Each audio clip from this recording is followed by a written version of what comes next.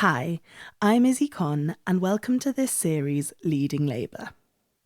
Over the last year, I've been interviewing senior insiders and experts to understand the stories of each of the post-war Labour leaders and look at how they responded to the major political developments of their day, managed the ever-present tension between the left and right of the party, and overall, how they sought to win elections and bring Labour into power. Today we're looking at Michael Foot. Foot was a leading figure on the left of the party for a long time, which made him an improbable leader when he took over aged 67. Taking over from James Callaghan in the height of post-Winter of Discontent Labour division, Foot's leadership was pretty disastrous as he oversaw a monumental split in the creation of a new party, the Social Democratic Party or SDP, and led the party to a devastating defeat in 1983 with a manifesto that was nicknamed the longest suicide note in history. However, his leadership is still highly significant. He's generally thought of pretty favourably by many people across the Labour spectrum, and most historians see him as having been the most unifying option for leader at that moment. This is also a really special episode as I spoke to some members of Foot's family about their memories of him. Let's go back to the beginning and start with Foot's early life. He was born in Plymouth in 1913, the fifth of 7 children of Liberal politician and solicitor Isaac Foot and his wife Eva. The first person I spoke to was Mark Wickham Jones. He's written a lot about Foot and is Professor of Political Science at Bristol University. He came from a well-established West Country family, but they were a family of liberals. I spoke to 2 of Foot's great-nephews, sons of campaigning journalist Paul Foot. John Foot is a historian at Bristol University. You have to kind of start with Isaac Foot, who is Michael's dad, who was a Liberal MP, Methodist preacher, had the biggest private book collection in the UK. A lot comes from him. And Michael was brought up in Plymouth and under the influence of this incredible personality, Isaac Foot, but also his brothers. Many of them became politicians or tried to become politicians.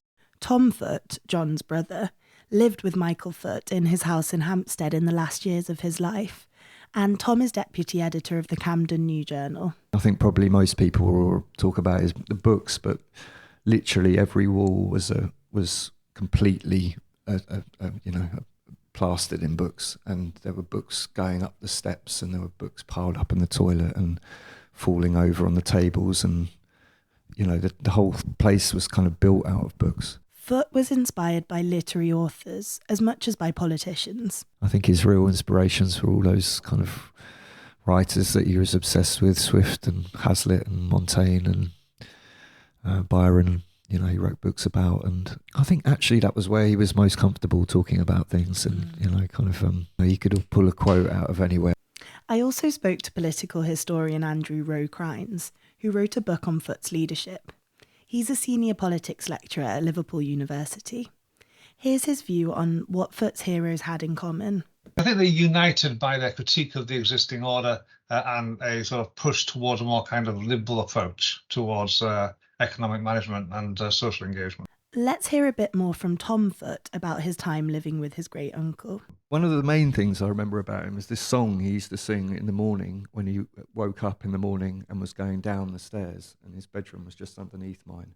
And he'd sing this song that went, it would go, I wake up in the morning when the clock strikes 8, always punctual, never, never late. And then the rest of it would go on as he went down the stairs. You never really heard the rest of it because he was probably making his way down. But it was just this amazing alarm clock basically went off every morning, 8 o'clock on the dot, and he'd be off down the stairs for his boiled egg. Michael Foot remained friends with people across the political spectrum throughout his life and was really respected by people from both the left and right of the Labour Party. He would tell you incredible stories about his life and the past and the people who inspired him over and over and over again. So you would almost know the words to these stories that would go on for hours. And sometimes you kind of didn't have time to hear them again, but and there would always be interesting people in that place. You come back from work and kind of like Gordon Brown would be there, or like Jon Snow or someone like that. Foot began his career as a journalist. Here's Mark Wickham Jones and Andrew Roe Crines. He was actually involved in mainstream journalism. He was very close to Lord Beaverbrook, who was the owner of the Daily Express. I think he was involved in one of the evening newspapers in London during the Second World War. He did write for quite a lot of right-wing publications, but putting forward left-wing arguments, arguing that those are the audiences that he needs to speak to. Tony Benn was another really significant figure on the left of the party. But while Foote was on the moderate left, a Bevanite looking up to Aneurin Bevan, the founding father of the NHS, Benn and the Bennites that followed him were more radical, and as Andrew says, would have preferred to pitch his policies to supporters rather than people that disagreed with him. Tony Benn wouldn't agree with that argument. Tony Benn basically would stay firm with the outlets which were speaking to his membership to ensure that the base was secure to what they want rather than trying to convert other people that weren't part of your movement. Foote was the editor of Tribune, a well-respected left-wing magazine. Here's Mark Wickham Jones. A newspaper called Tribune, a weekly newspaper that was then very important and very important amongst trade unionists. His time as a journalist gave him a sense of communication, gave him a sense of the importance of getting a message across, gave him the sort of skills to sort of hone a message down, but also, I think, did contribute towards his very clear identity on the left. Foote became an MP in Plymouth in 1945, but lost his seat after 10 years. In 1960, he went back into Parliament, taking Bevan's old seat after he died. In most of his early years in Parliament, Foote was a rebel, not really in the party mainstream at all. In Wilson's first government, he was a strong backbench critic of loads of issues, from wage restraint to Wilson's support of America's action in the Vietnam War. And Foote was a founder of the Campaign for Nuclear Disarmament, CND, so was always campaigning for abolishing nuclear weapons. Here's Andrew, John and Mark. He was never a radical. He was never of the kind of Bennite, the sort of Marxist side of the left. He read them and he basically understood their arguments, but his own kind of political tradition was based on his upbringing and based on his own research and his own experiences. And that pushed him more towards a kind of liberal socialist, which still believed in the dominance of the individual, but within a collectivist system. So he's the rebel. He's the more left-wing one of the family. And he's the only one who wins in that election. They all stand, but he's the only one who wins. They all lose. My dad writes about this in his book, about sitting up through the night and them all losing apart from Michael. He believes in unilateral disarmament, which is a big problem for some people in the Labour Party. It also comes under the influence later of very much of Nye Bevan. And I think that relationship is a very powerful relationship. And he also writes the sort of definitive biography of Nye Bevan and takes his seat when Bevan dies. He was in Parliament for 10 years and then lost his seat in the 1950s. There was a sort of conservative revival and he was out of Parliament for a few years before he returned to a seat in the 1960. He didn't hold ministerial office at all in this period. He wasn't on the front bench. Then is given ministerial posts later on, but is always a rebel and is actually resigning over various issues, over various things at various times, is always voting against the party on lots of things. In 1974, he becomes Secretary of State for Employment. In the 1970s, having first been elected 25 years earlier, quarter of a century, he suddenly sort of shifts into the party. Mainstream would be the wrong word, but into positions of authority and responsibility. Elected to the shadow cabinet, he holds a variety of shadow cabinet posts. And then in 1974, he becomes the Secretary of State for Employment. And actually is a very successful minister for 2 years. As Employment Secretary, he instituted the May Day bank holiday on the first Monday in May. In most countries in the world, this day is known as International Workers' Day or Labour Day, and celebrates workers and the working classes. Here's Tom Foote and Mark Wickham Jones. He used to ring me up every May Day bank holiday and make sure I was enjoying my day off, because he loved this idea that he had got in the May Day bank holiday when he was employment secretary. So he would always go on about that in this kind of like cheeky way, make sure I was enjoying the Michael Foot bank holiday. He's also because he was Secretary of State for Employment, he's very close to the trade unions, and they regard him as someone who delivered, who gave them kind of some of the things that they wanted. And so whilst they don't play a part in his election, the trade unions are certainly part of the background to the situation that shaped it. Foot became leader of the House of Commons in 1976. This is the role that meant he was responsible for organising how legislation was brought to the Commons during the really turbulent Callaghan years. Very successful as leader of the House of Commons in very difficult circumstances, and it's sort of that experience in government in 1974 to 79. It was a very traumatic, turbulent period in British politics, huge economic crisis, huge political crisis. And that sort of paves the way for him then to become leader 1 year after Labour go into opposition after their defeat in 1979. Here's John Foot. That was really tough, getting votes through, having to deal with the SNP. It was a nightmare. I've got a cartoon upstairs, actually, of him drowning in amendments. And he was always proud of that government. He said they got a lot of things through, like Labour protections and acts, but it was a difficult political time. Foot had been an unlikely Labour leader, but this experience of serving as an important and successful minister put him in a position of respect by different parts of the party. This sense of loyalty, which it gifted him, enabled him to attract the support later on of the social democratic right when standing against Benn, because he was somebody that they could trust, even though he came from the left. So this period in government allowed him to foster a reputation for competence and also for loyalty to the idea of a united Labour Party. After Labour lost to Margaret Thatcher in 1979, Callaghan stayed on as leader to provide stability as the party went into opposition. If you listened to last week's episode on Callaghan, you will have heard much more about this, but the 1980 Labour conference was explosive and incredibly divisive. Tony Benn had also served in the Wilson and Callaghan cabinets, but at the 1980 conference, he turned against Callaghan and blamed him for the defeat in a speech in which he listed all of what he looked at as the government's betrayals. The New York Times reported, British Labour Party falls into disarray. Chaos at convention marks climax of a 2-year power struggle between left and right. By 1980, the Labour Party's in a terrible state, to be blunt. Callaghan resigned in late 1980, and Dennis Healey, Callaghan's chancellor and a huge figure on the right of the party, seemed like he would win. This would also be the last Labour leadership election to be chosen by MPs only. But there was a concern that Benn, who was advocating for democratisation in the way that leaders were elected, would then challenge Healey once these changes were brought in and cause a possibly fatal split in the party.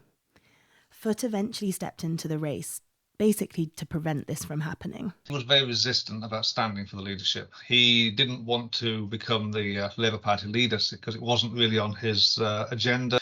But he was convinced to do so because of the unique set of circumstances and the incursions from the hard left, which, if he didn't stand, would most likely lead to a Bennite election victory very shortly afterwards. So what was Benn advocating for? Groups like the Campaign for Labour Party Democracy and various other campaigning groups at grassroots level had since 1973 been solidifying their power at constituency level. And these were very hard left groups. These were very sort of not within the standard tradition of the Labour Party, which had been more kind of evolutionary approach to socialism.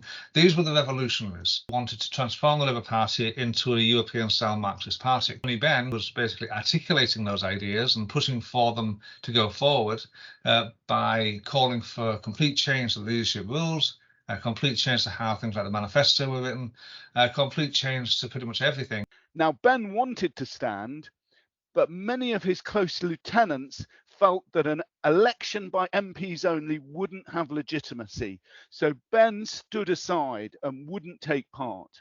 The other candidates coming in on the left kind of lacked weight.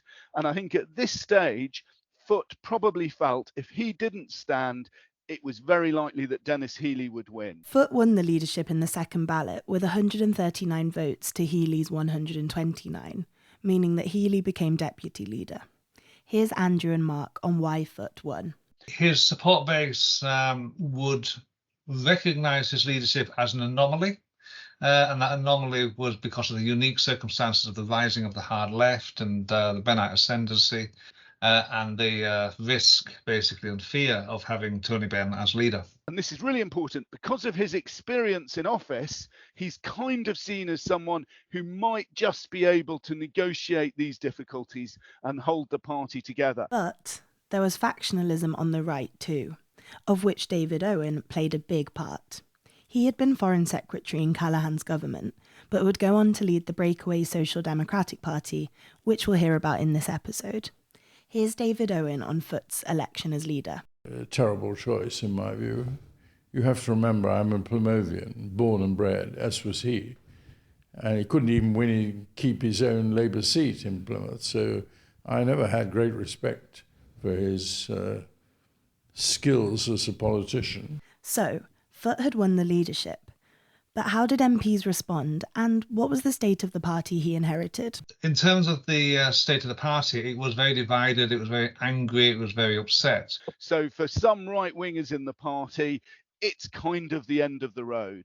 Their model isn't really working. They don't really have a sense of how to manage the economy. They used to think that you could have a trade-off between unemployment and between rising prices, inflation. Mm-hmm. By the 1970s, they're just getting loads of both. The left is kind of reevaluating its model, but it's pushing a much more sort of dogmatic line. Foot's main challenge was clearly to try and heal some of this division, and he sought to bring party policies into line with some of the beliefs that he held most strongly. The big quote he used when he was elected leader was never underestimate the passion for unity in the Labour Party. I think his idea was to try and convince as many people as possible of the validity of socialism. And he would do this through arguments and debates, and he would do this through interviews as well on television, just to try to raise the profile of what he believes in and why, to create a larger support base for the ideas of the Labour Party. His was a more kind of activist-facing form of leadership, which tried to involve the activist base. Being in opposition in the 80s was different to today, when it's still really difficult, but then there wasn't much funding for the official opposition party. Foot shared an economic advisor with the shadow chancellor. He didn't even have his own economist to advise him. So very under-resourced. I think Foot was writing his own speeches. It wasn't a question that someone would go out and come up with a complete draft. I think Foot was, central to deciding what he said and how he said it. Let's hear more from Mark about who was in Foot's shadow cabinet.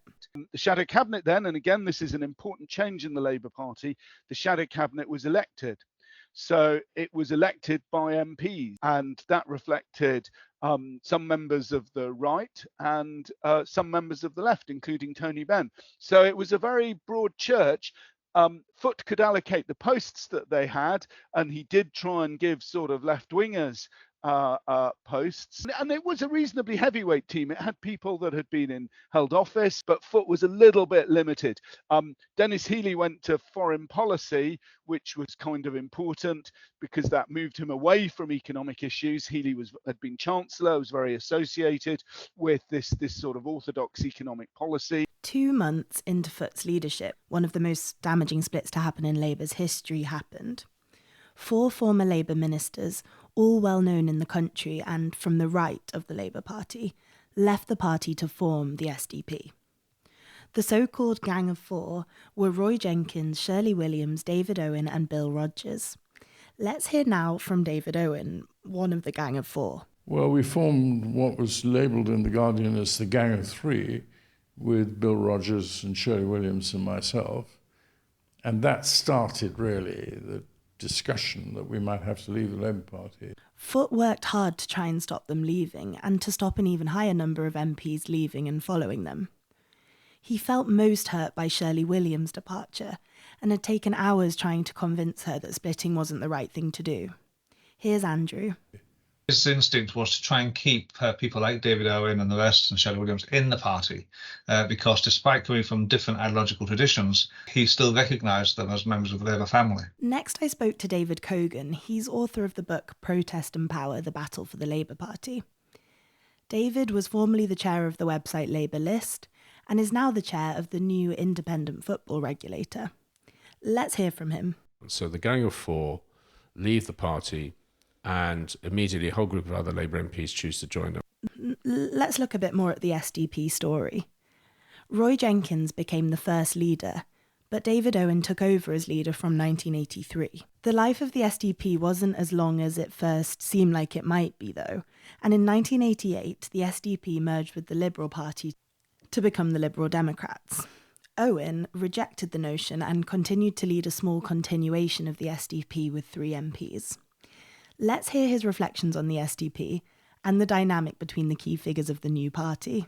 In retrospect, and actually at the time, Roy Jenkins was a complicating factor. He was coming away from being president of the Commission, and he wanted to re-enter British politics, and he was looking for a vehicle, expected to come in through the Liberal Party, saw an opportunity to come back with colleagues who he knew and had known him, but for a transformation of British politics, it would have been better, and quite clearly was, in my view, better at the time, but certainly in retrospect, if he joined the Liberal Party. He was really, by then, a Liberal, and he would have probably become its leader, because I think David Steele would have stood down for him immediately, which would have given the Liberal Party a boost, which would have helped us, but it would have allowed Bill Rogers and Shirley Williams and myself to develop a truly social democratic party. That is not a Liberal Party. And I wouldn't have dreamt of leaving the Labour Party and joining any other party unless it was basically a social democratic party. I wasn't the slightest bit interested in the Liberal Party. Plymouth is a Cromwellian city. It fought against the king.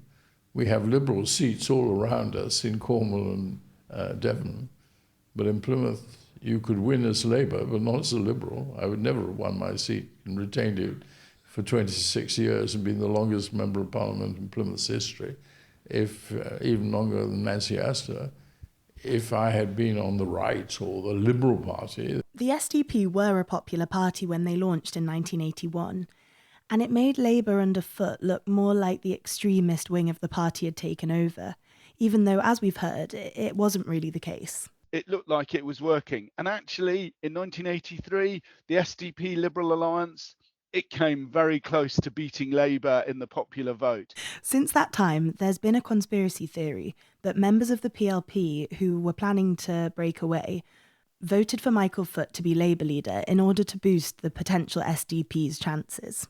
Here's Mark and David Kogan. Ivor Crew and Anthony King, in their book on the SDP, document this, but I mean, I was told the details of these MPs as an undergraduate 40 years ago, pretty much at the time. And so certain right-wing MPs actually came out to back Foot in order to then leave the party. Nobody knows, but the assumption at the time, and the assumption, by the way, from people like Roy Hattersley and Dennis Healey, not from the left, was that Healey lost by 10 or 15 votes to Foot. And quite a lot of those MPs who naturally would have been supporters of the right, supporters of Healey, voted for Foot. Why? Because having Foot as leader would weaken the Labour Party, knowing they were about to jump ship. Piece of conspiracy theory that lots of people have discussed. Personally, I think there's a lot of truth in it. Division was also threatening Labour and Foot's leadership on the left. Benn challenged Healey for the deputy leadership. The electoral college system had been introduced for leadership elections, and virtually the entire Labour and union establishment and the media were opposed to Benn. Foot felt that Benn doing this was a huge betrayal, just when things were already unsettled enough. Here's Mark Wickham Jones. Dennis Healey becomes Foot's deputy in 1980, and Benn does challenge him for the deputy leadership in 1981. And again, that's a very controversial contest. I think through all of this, Foot's view was, what can we do to unite this party? We've got to recognise that there's a conflict, but we've got to do whatever we can to bring people together. Unlike many leadership contests, it ran from the whole summer. I think Benn declared in early April. The contest was held at the Labour conference in the autumn. So, throughout the summer, you had debates, rallies, arguments in the press. This was the sort of trigger for the split between what's called the hard and the soft left. The Bennite, Tony Benn's part of the party, went in one direction, backing his candidacy. Other left-wingers felt this was really misplaced. The result was really close. Benn had 49.6% of the vote, while Healey just held on to the deputy leadership with 50.4%. 81.1% of CLPs, the constituency Labour parties, had voted for Benn. In his diary, he recorded that he was happy to have popularity without power. This whole period was disastrous for Labour's public image, as it showed that it had division at its core, under a year after Foot's leadership election. General population, didn't really engage too much with these kind of ideological arguments. So Labour remained, basically, because of the problems which the Thatcher administration started to have with the economy, remained relatively popular. But once Benn challenged Healey for the leadership, that was it. Labour's popularity went through the floor, stayed there until after 1983. At the time, Foot was criticised for not cutting through with voters. Voters are only concerned about things like housing, prices and jobs. So they're not too concerned about the minutiae or the differences between various socialist theory. They're more concerned about the daily, day-to-day things. So they want to have a Labour leader that talks about those issues, not about differences of socialist interpretation of various battles in the 1800s, which is what Foot would often do. But let's look at some of Foot's strengths as leader, some of which have always been underrated. Here's Andrew, Mark and John. His key strengths as leader, I would suggest, are loyalty, and that he basically had a considerable affection for the idealism of the Labour Party, and that he really, really did want to transform society, and that he wanted people to believe him. But I think he did go to considerable lengths talking to people that were going to leave the party, trying to persuade them to stay on. But, it was a Herculean task. He was an incredible orator. I think that's really important to underline that. And if you've listened to any of his speeches, I mean, it's an extraordinary. Nobody can speak like that now. He was famous for that parliamentary skill, which I think is now disappeared largely from politics. What were his weaknesses? Here's David and Andrew. He did it out of personal loyalty to the party. I mean, it's an admirable trait, but unfortunately it was the wrong judgment call by him and by everyone around him. But the weaknesses, I suppose, is he wasn't really able to convince people how. He wasn't really able to convince people, and also why, they should listen to his arguments. I think Michael Foot, if Callaghan was a throwback to the 60s, Michael Foot was a throwback to the 50s. Foot as leader, was relying on the romance of his history within the Labour Party, relying on the old ties with the union movements and everything else. But politics had moved on. Politics was coming through the CLPD, through the constituency parties, but was completely incapable of knowing how to deal with that. The press were very hostile to Foot's leadership. And he was also a poor media communicator. They caricatured him and constantly used personal attacks. This harmed Labour's chances politically, but also impacted Foot personally. And I think Foot's leadership is the first Labour leadership in which the way that Labour leaders have since been treated in the media and the problem that the media can cause for Labour leaders in cutting through. I'd say with Foot's leadership, this is the first time that it's incredibly clear how dangerous the media can be for a Labour leader. I talked to Ivor Gaber, who is Professor of Political Journalism at the University of Sussex, but he also worked on training Foot in media performance when he was leader. Oh, dear Michael Foot. Well, Michael Foot was a wonderful man, but really terrible on the media. He was a creature from a different age. He was a creature from the soapbox age. He'd start shouting like that and speaking in the middle of us. I remember I did media train Michael, real failure. He couldn't do the conversational. Yeah, he was awful. But he was from a different age. Foot was seen as being a kind of unusual leader, maybe a stopgap leader. I think his age counted against him. I think society was even more ageist then. He wasn't in the best of health. He was blind in one eye from an attack of shingles. He walked with a stick. Here's John Foot. It's very unfair. It was a horrible sort of aspect of British politics was this sort of ageism, I suppose. And he wasn't that old. You know, Michael had a horrible car crash when he was young, had been, you know, had some health problems, but he wasn't doddery and he wasn't all over the place. He just looked like that, and they used that too, and that was nasty. An infamous part of the way that Foot was painted in the media was that he wore a jacket on Remembrance Day that was labelled by the media as a donkey jacket, which is a kind of workman's jacket.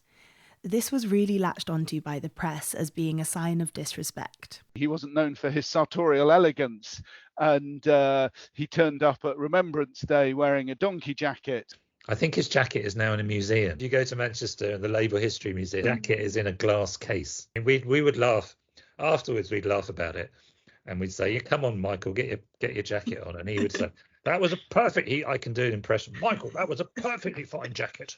There's nothing wrong with that jacket. Private Eye was pretty ruthless at caricaturing him.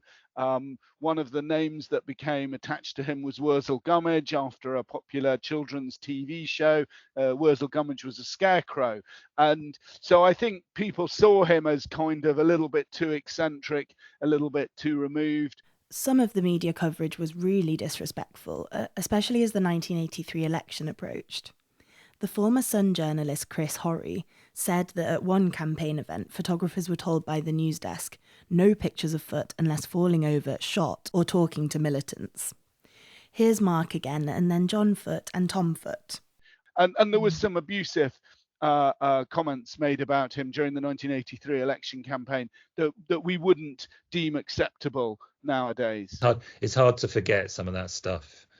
Kenny Everett's sort of saying, let's kick Michael Foot's stick away, was upsetting because we knew Michael and people were laughing at him and being horrible to him, and he was being lambasted in the press. So that was very upsetting. I think the problem is with the interpretation of him is that I think it was all of this stuff about the failed leadership and the tabloid press getting on him and trashing him and all that kind of thing. It makes him seem so kind of like this frail old man who was like beaten up by the right-wing press, and that's how we all remember him, you know, like that's not how any of us remember him in the family, you know, like he was this extraordinary, charismatic, fun man who was just very, very funny. And I don't think he took things himself too seriously. As we've heard, division obviously dominated his time as leader, but he managed to prevent a fatal split. Here's Neil Kinnock, the leader that would take over from Foot, and was very close to him. He managed to contain it so that there was the split off to the Social Democrats. There was the Bennite faction, which he managed, as well as anybody could in those circumstances, to control. And here's David Owen on how he felt Foot viewed the SDP. Perhaps he was wise enough to see it was a threat. He pretended it was no threat. He pretended it didn't exist. He's had a sort of view that was the way to deal with the. In a sense, they tried to ignore it, I think. You know, I mean, he tried to pull the party together. That proved very difficult because these sorts of conflicts were ongoing, and civil war kind of continued. I mean, almost up to the 1983 election and beyond, but certainly well into sort of 1982.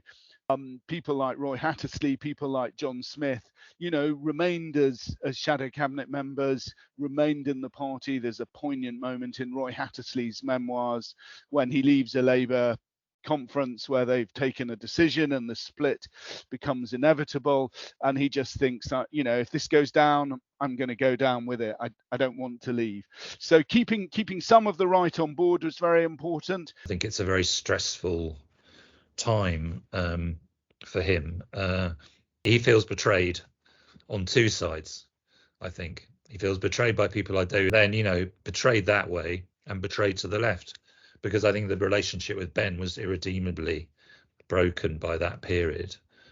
And Michael always blamed Tony Benn. You know, I think at times Foot must have felt very beleaguered. He felt very much he'd been dealt an impossible hand by the sort of division to left and right. I mean, it was impossible to hold that party together, I think, at that point. If you'd gone towards the SDP position, it's very likely that some parts of the left would have left altogether. So it was a party utterly divided. Without his passion for the Labour movement and his genuine British radical spirit or international radical spirit, the Labour Party could have really torn itself asunder. Meanwhile, in government, Margaret Thatcher was in the early years of her premiership. Thatcher basically was lucky in Michael Foot being leader of the opposition. I spoke to Peter Dorey to look more at this Conservative side of things. Peter is Professor of British Politics at Cardiff University. His most recent book was Thatcherism, A Short History. I asked Peter how Thatcher's government viewed Foot. I think they viewed him with utter contempt. He was an intellectual. He wrote books, for goodness sake. He done like intellectuals in Britain. Actually, really did have contempt for Michael Foot. He's a kind of literally a Hampstead intellectual, liberal intellectual, a member of C&D, campaign for nuclear disarmament at a time when we were increasing nuclear weapons against the so-called Soviet threat. So I think the Conservative Party under Thatcher in particular had utter contempt for Michael Foot. They didn't see him as a threat at all. Thatcher wasn't always really strong. 4 months before the Falklands War in 1982, she had the lowest poll ratings of any Prime Minister in polling history. But the war, which Foot had led Labour to support, bolstered her position and boosted her poll ratings.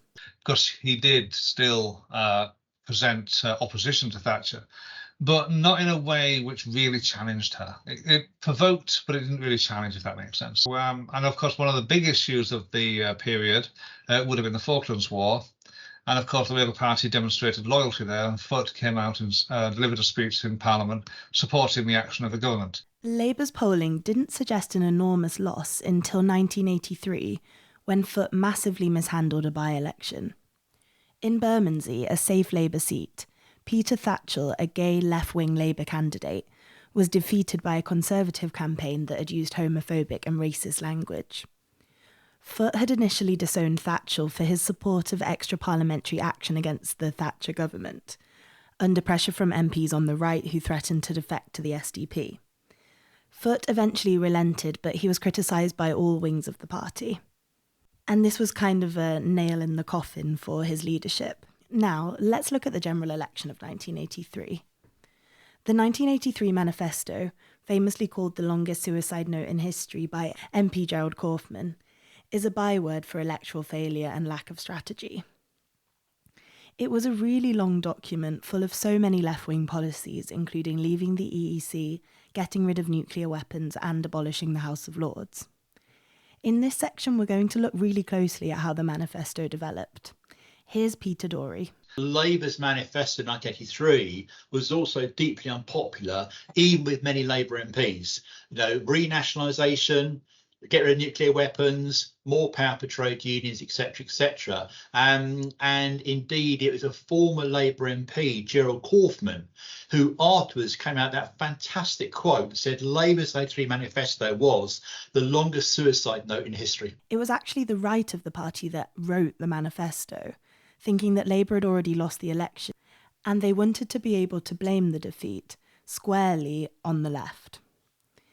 This is an excerpt from Roy Hattersley's memoir. He was deputy Labour leader under Kinnock from 1983 once Foot left the leadership. He remembers that the manifesto was made up of every policy statement which the party had produced since the previous election. When I heard that Tony Benn was opposed to omitting a single commitment, I tried to mobilise support for selection and editing. To my surprise, the hard right, as represented by John Golding of the Post Office Engineering Union, was an enthusiast for Tony's idea. We were, he told me, certain to lose the election, so why not lose it on Benn's terms and teach him a lesson? When the election was called, they basically just went along with the campaign document that they had in place. Labour's manifesto is agreed at what's called the Clause 5 meeting, Clause 5 of Labour's constitution. At that time, that meeting comprised the shadow cabinet and the national executive. And in 1979, 4 years earlier, it had been a very bitter, very argumentative meeting. In 1983, it was very brief, and basically the shadow cabinet just said, we accept it. We'll take whatever you want. I think at that stage they thought, let's go down with a left-wing policy. The polls had moved decisively against Labour. But there were other reasons for not arguing with the proposals. Neil Kinnock was at the Clause 5 meeting for the 83 manifesto. I went to the Clause 5 meeting, and I, about 20 minutes in, sent a note to Michael, who was obviously sitting on the top table, and said, listen, we've got to change the following couple of points. And he sent me a note back in his execrable handwriting. I wish I'd kept it, which said, don't make a move, because if you open it up, they'll charge right through. And I knew what he meant. He was talking about Tony and his cohorts, which had a majority, a bare majority, but a majority on the National Executive Committee. Chaos, mayhem would have ensued. The Clause 5 meeting would have gone on for hours and hours and hours, and we would have started the election campaign up to our necks in trouble. So I understood what Michael said, and I gave him the age-old signal of putting my finger across my lips. So nobody disrupted things. The Bennites wanted to keep their assembly of ideas, ambitions, aspirations, and the other people in the room didn't want the disruption and public disadvantage of a bust-up on a gigantic scale. But Michael Foot did believe in the commitments in the manifesto. Here's Mark. For all of his commitment to unity and inclusion and his passion and his respect for the party, he was genuinely radical. And, you know, on things like Europe, he was absolutely adamant that we should leave the European economic community. In fact, Labour went into the election with a very bold promise to reduce unemployment to below 1 million, and that commitment to full employment, to getting people back into work, was put into Labour policy directly by Foot in a speech in the early 1980s. A little bit at odds with the way the world was going, and certainly Labour sort of struggled to get it over and to communicate it. It probably was out of touch with where the electorate were. I mean, it was a manifesto in 1983 that barely contained the word computer and had a whole page on fox hunting. I mean, in retrospect, well, no, as I looked at it, unbelievable. The election was held on Thursday, the 9th of June. Let's hear from Peter on what Thatcher's strategy was. So her strategy in the 83 election basically was twofold. The economy is on the mend after years of pain. Don't let Labour come back to power again and it's basically, as it were, take us back to square one through higher taxation, more power for unions, all those kinds of things. Also, of course, again, the Falklands victory. Thatcher saying, I'm a strong leader. I led Britain to sort of a victory last year in the Falklands War. I put us back on the international stage. We are now a superpower again, respected around the world. Michael Foot, he's a wimpy liberal pacifist, doesn't believe in sort of defence, doesn't believe in nuclear weapons. You don't want someone like that in charge of the country, because if Michael Foot becomes Prime Minister, Russia will invade it tomorrow, basically. Labour's strategy was really lacking. At the launch event for this podcast series, Neil Kinnock also talked about the general disorganisation of the party at this time. It just wasn't running a smooth campaign, and Foot was a liability on the media. In fact, part of the problem, the reason why Foot could be off-putting in this, is that you would ask him, say, a question about how they're going to cut out unemployment and how they're going to create jobs, and he would somehow conclude his answer by talking about the Spanish Civil War. Labour lost, losing 60 seats. They had 209 as opposed to Thatcher's 397. Let's look at the results. And in 83's election, it was a foregone conclusion that the Tories were going to win, because not only was Michael Foot not seen as kind of what we call prime ministerial, he wasn't seen as strong, authoritative and decisive. So in the 1983 general election, the non-Conservative vote, which was actually the majority, was split down the middle. Labour got 27%, SDP Liberal Alliance got 25%. So 52%, actually the majority of the people in Britain in 83's election did not vote Conservative, but their vote was split down the middle. None of first past the post. That's fatal, absolutely fatal. So on 44% of the vote, Thatcher romped home with a massive majority. Foot was on the back foot right from the start. You know, his election triggered a split. The split did build up momentum. He also had the whole issue of how to combat Margaret Thatcher's government. He also had to try and, articulate some quite radical policies. Let's hear from Tom Foot. I think obviously he would have been absolutely devastated to have lost that election in the way that they did, but he wouldn't have been devastated in an egotistical way. I think it would have been more about the fact that Labour had been, so badly hit, would have been what he was so worried about. Mark tells us where Labour lost votes. If you look at its loss of votes, it doesn't totally matter where you are ideologically. Your chances of voting Labour were severely diminished.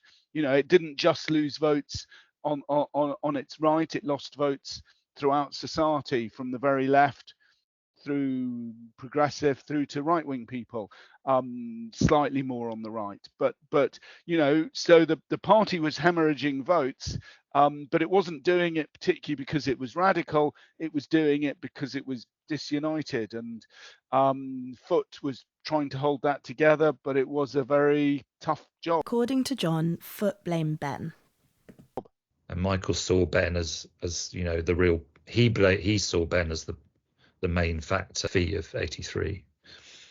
I don't think that's true, by the way, but that's how he saw it. Within this disastrous result, 3 future leaders of the Labour Party were elected for the first time: Tony Blair, Gordon Brown and Jeremy Corbyn, who was a follower of Benn.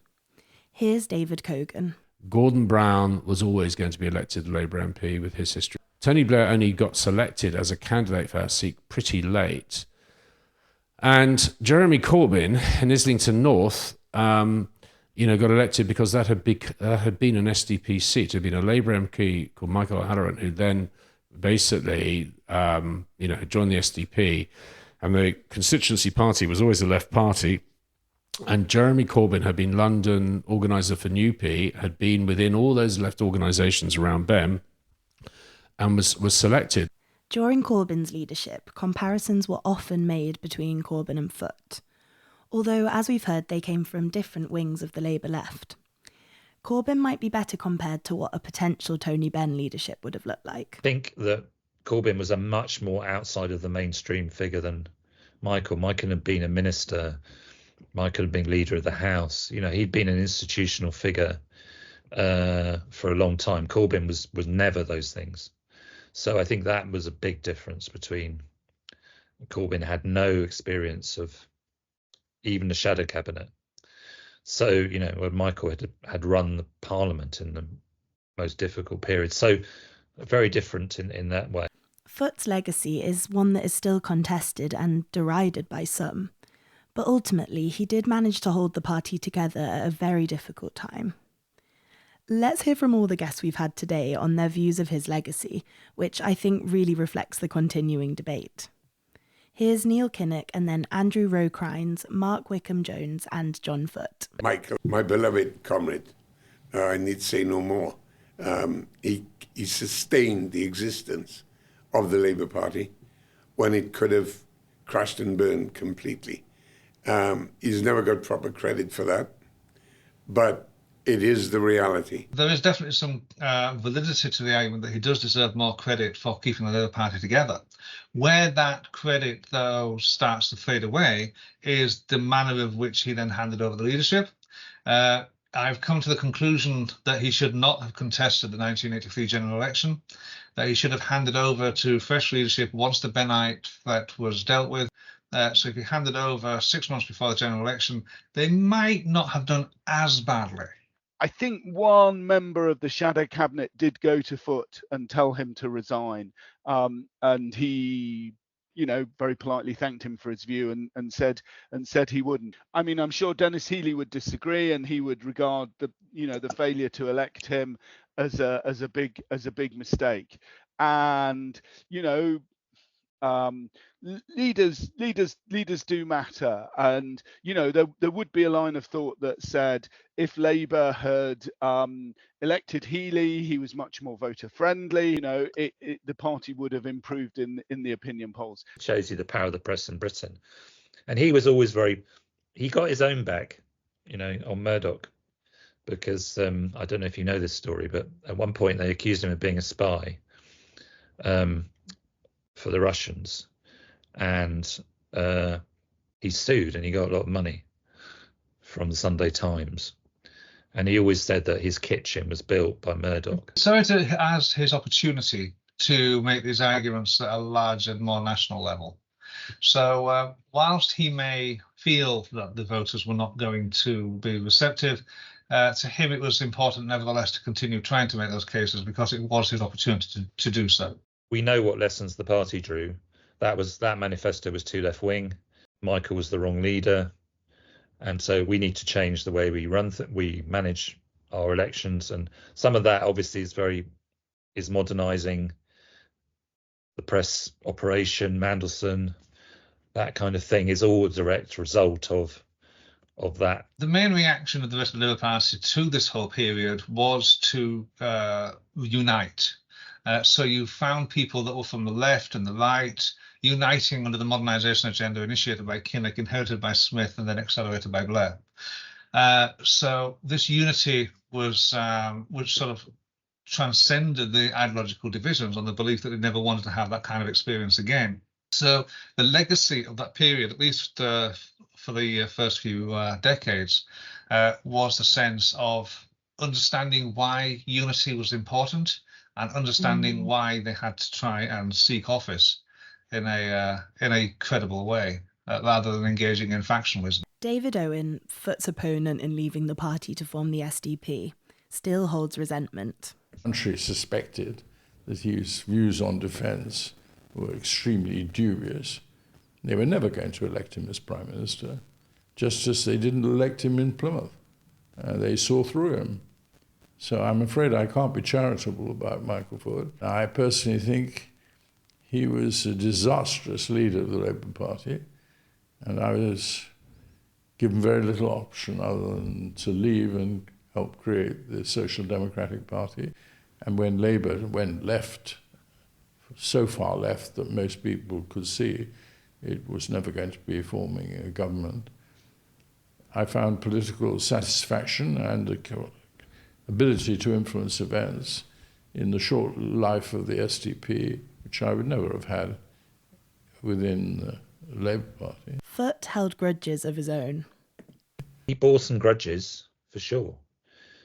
Tony Benn, David Owen, those kind of people, he didn't really forgive them for dealing him the hand he was dealt. But he went back to what he really loved, which was sort of constituency politics, but also campaigning and also writing books. Well, I think he showed how difficult a job it is. I think he showed, the sort of traumatic issues. I think he showed the importance of different aspects of the party, that it's not just about having a set of policies or putting a manifesto out, that it's about how you relate to the grassroots, it's about how you relate to the trade unions. I think he showed some of the difficulties of managing a party in that kind of economic crisis, political crisis. So, I think there's a really valid historical legacy there. Let's finally hear from Tom Foot on what really defined Foot's life.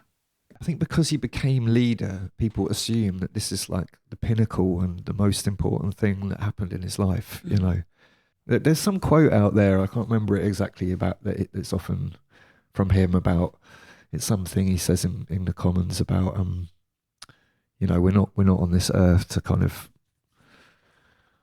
smooth the passage of profitable progress or something like that. It's something like that. And, we're here to stand up for people who are worse off than ourselves, and I think that's basically what he was stood for and what we will all stand for in the family, really. And I don't think this thing about him losing this election in this kind of gut-wrenching way really would have changed any of that at all.